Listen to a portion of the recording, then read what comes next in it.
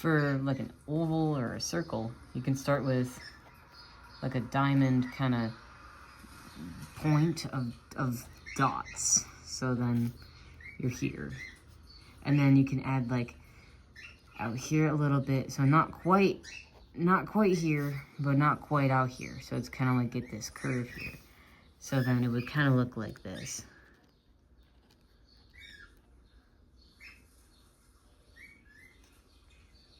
And then you can scritch it in, like I have here. This one's a better example of a circle, but this is you could just do this freehand if you want, as long as you're slow, or if you're doing something big, then the dotted lines do help. But I would recommend way smaller dots than I have to hide them when you do your circle. And in shading, you can also do like hidden dots, obviously smaller than mine. And you can either follow them along the dotted line or kind of just do whatever. And then as you get down here, save some space right here for if you want to do a light shading. And if you don't want to, then you could just like do that and it'll be just fine. But for like bigger objects though, you can start with this kind of line, add a couple down here, and then you can do a cross hatch like this. And you can even like give it a little oomph. You can also like kind of just like go with the circle a little bit.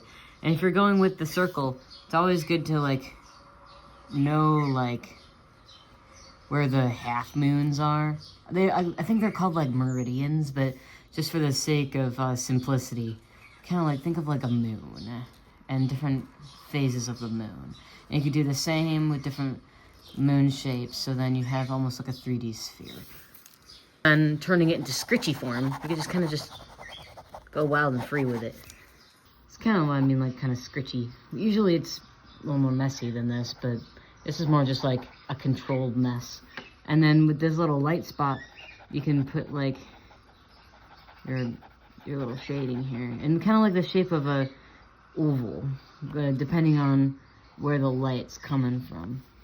So if the light's coming from here, this would be kind of like the center of your thingamajigger.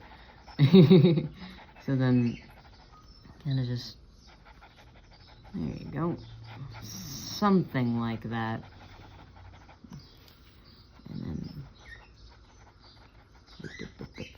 And then you can have like a poorly shaded thingamajigger. You can do the same with squares too.